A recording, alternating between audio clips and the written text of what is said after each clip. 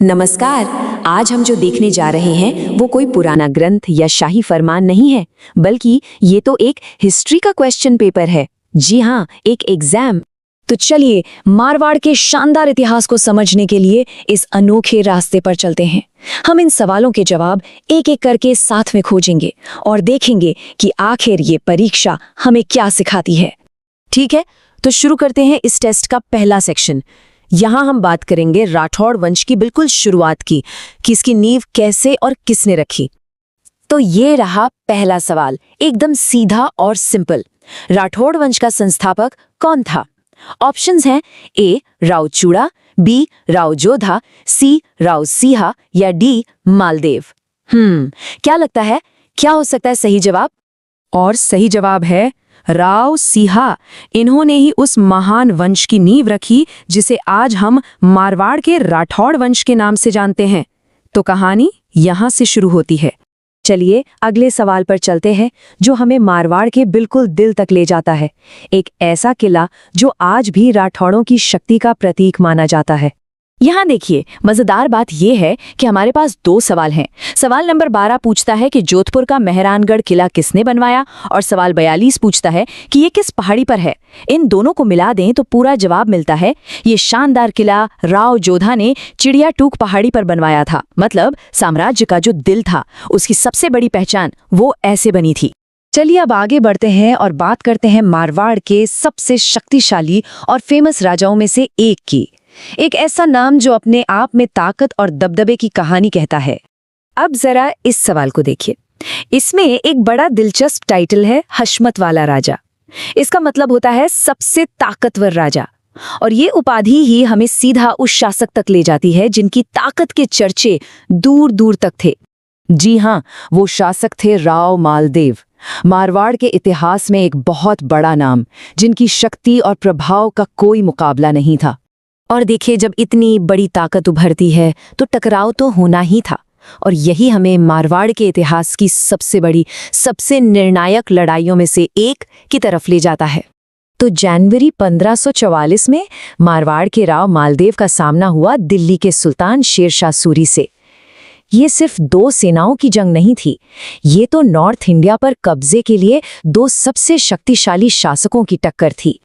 और इस लड़ाई की भयंकरता का अंदाजा आप शेरशाह सूरी की इस एक बात से लगा सकते हैं।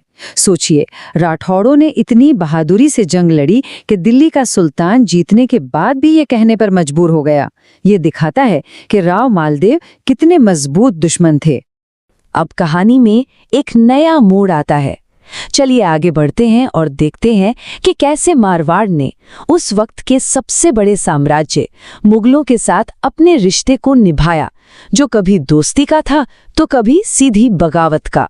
ये बहुत ही जरूरी सवाल है।